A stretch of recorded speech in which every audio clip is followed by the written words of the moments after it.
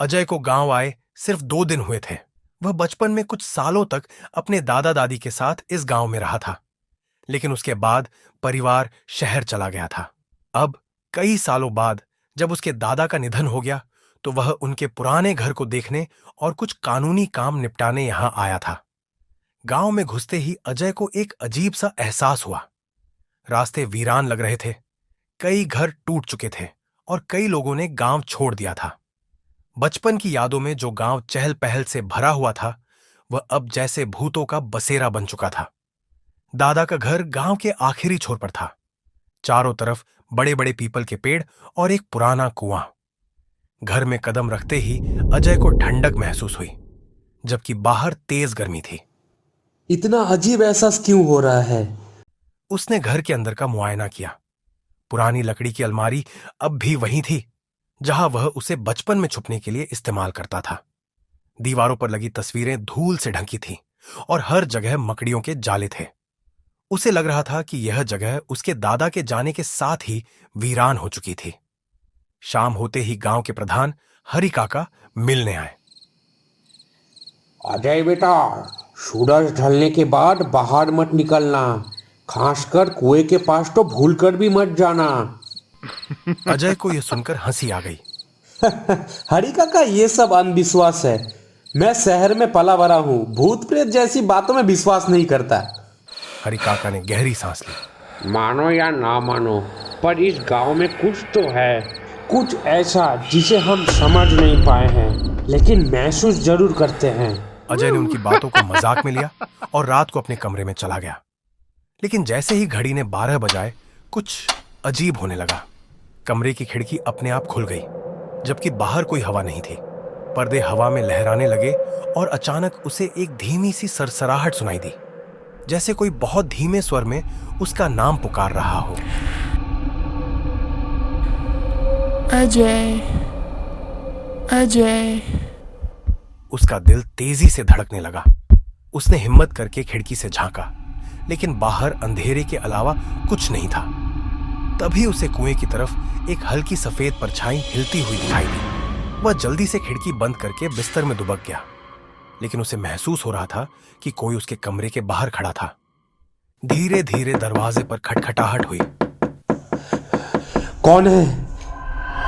कोई जवाब नहीं आया। वह धीरे धीरे उठा और दरवाजे के पास गया। जैसे ही उसने दरवाजा खोलने के लिए हाथ बढ़ाया, दरवाजा खुद ब खुद खुल गया और उसके सामने कोई नहीं था। अचानक उसे अपनी छत पर किसी के चलने की आवाज आई। अब वह सच में डरने लगा था। इतनी हिम्मत जुटाने के बावजूद वह यह नहीं समझ पा रहा था कि यह सब सिर्फ उसका भ्रम था या सच में कुछ अजीब हो रहा था। रात भर अजय को ठीक से नींद नहीं आई। अगले दिन वह हरि काका के पास पहुंचा और रात की घटना बताई। अब भी मौका है बेटा, गांव छोड़कर चले जाओ। तुम्हें नहीं पता ये एक जगह श्रापित है। श्रापित मतलब? ये सब यूं ही नहीं हुआ अजय बेटा। इस गांव में बहुत साल पहले एक ऐसा हादसा हुआ था जिसके बाद से ही ये जगह बदल गई। और वह कुआं, वह किसी आम इंसान के लिए नहीं है। अजय की जिज्ञासा अब डर से बड़ी हो गई थी। वह जानना चाहता था कि आखिर इस गांव में ऐसा क्या हुआ था जो इसे श्रापित बना गया। अगले दिन अजय के दिमाग में हरि काका की बातें घूम रही थीं कि यह गांव श्रापित है, यह कुआं किसी आम इंसान के लिए नहीं है। उसका दिमाग तो यह मानने को तैयार नहीं था, लेकिन पिछली रात जो कुछ हुआ वह भी झूठ नहीं हो सकता था। खिड़की का अपने आप खुलना, सरसराहट भरी आवाज, कुएं के पास दिखी सफेद परछाई और फिर दरवाजे पर दस्तक, ये सब कोई सपना नहीं था। तभी हरि काका अजय को बताते हैं।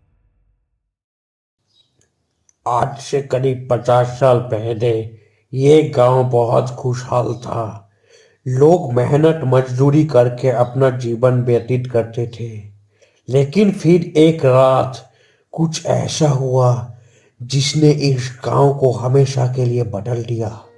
गांव में एक तांत्रिक आया था, रुद्रानंद। उसकी काली विद्या इतनी शक्तिशाली थी कि लोग उससे डरते थे, लेकिन उसे कोई छेड़ता नहीं था क्योंकि वो किसी को तंग नहीं करता था। वह अकेले ही गांव के बाहर बने मंदिर में रहता था।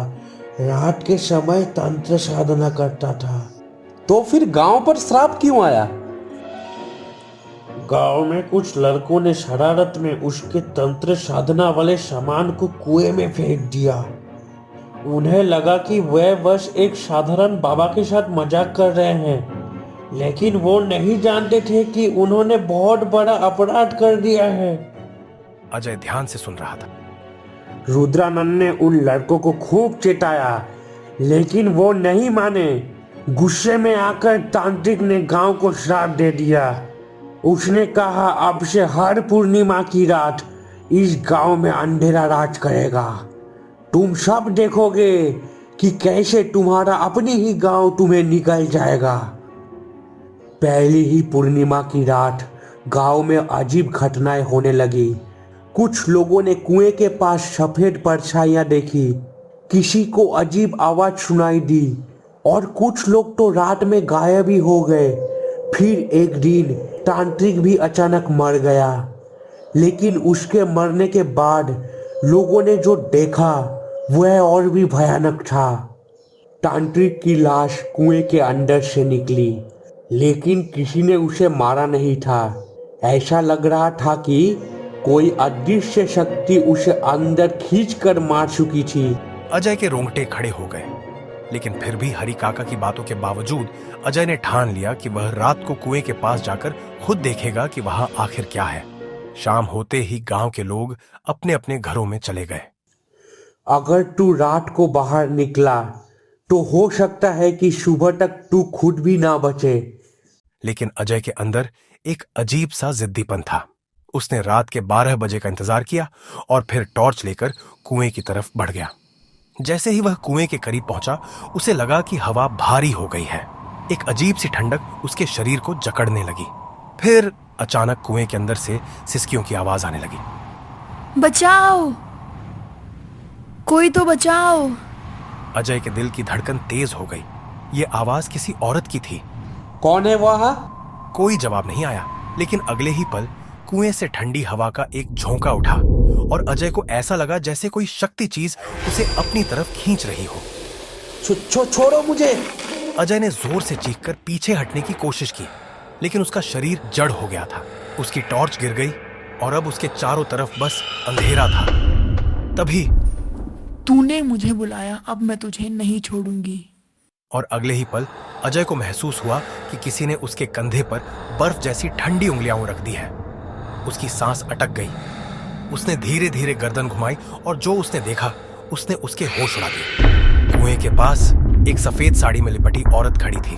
उसका चेहरा बहुत गंदा था और आंखें पूरी तरह लाल थीं। अजय को ऐसा लगा जैसे उसकी आत्मा शरीर छोड़कर बाहर निकल जाएगी। अब तू भी मेरे साथ चलेगा। और वह औरत अजय की तरफ झपट पड़ी। अजय की धड़कनें अब भी तेज थीं जब वह कुएं के पास खड़ा था। उसके चारों ओर अंधेरा और सन्नाटा था, मानो समय रुक सा गया हो। अचानक उसी सफेद साड़ी वाली औरत की आवाज आई। अजय, अब वक्त आ गया है अपनी सच्चाई को स्वीकार करने का। उसकी आंखों में गहरी उदासी और अजीब सी चमक थी। अजय ने अपनी हिचक को दूर करते हुए पूछा, बताइए, इस श्राप का राज क्या है? उस औरत ने धीरे से कहा, यह श्राप हमारे पूरे गांव का नहीं, बल्कि उस भूल का है जो अतीत में बिना वजह की गई हंसी और मजाक का नतीजा था। कुछ लोगों ने रुद्रानंद की साधना और उसकी चेतावनी को नजरअंदाज किया। तब से इस जगह पर अंधेरे का आलम छा गया। अजय ने अपनी आंखें बंद कर लिया। उसने महसूस किया कि वह इस श्राप का शिकार नहीं, बल्कि इसके सॉल्यूशंस का हिस्सा बन सकता है। उसने अपने अंदर झांककर अपने परिवार की पुरानी भूलों, उन अनदेखे अपराधों को स्वीकार किया जो अनजाने में सदियों से इस गांव पर छाया हुआ था। उसने गहरी सांस ली और जब अपनी आंखें खोली तो सामने के अंधेरे में एक हल्की रोशनी सी झलक उठी। सफेद साड़ी वाली औरत के चेहरे पर अब एक शांत मुस्कान थी। उसने कहा, जब तुमने अपनी अतीत की गलतियां स्वीकार कर ली, तभी इस श्राप का बोझ हल्का होगा। अजय ने धीरे धीरे अपना कंधा झुकाया, जैसे वह अपने भीतर के दर्द को स्वीकार कर रहा हो। उसने महसूस किया कि उसके परिवार की पुरानी बातें, उन कथाओं में छिपा पछतावा अब उसके ऊपर से उतर रहा था। उस क्षण कुएं से उठती ठंडी हवा में एक परिवर्तन सा महसूस हुआ, जैसे अंधेरा धीरे धीरे दूर हो रहा हो। अचानक दूर से कुएं के अंदर एक मधुर संगीत सी सुनाई दी, मानो आत्माओं ने मिलकर अंत में शांति का गीत गाया हो। अजय, ये वही संगीत है जो हमारे पूर्वजों की आत्माएं गा रही है। तुमने अपने साहस से इस गांव को मुक्त किया है।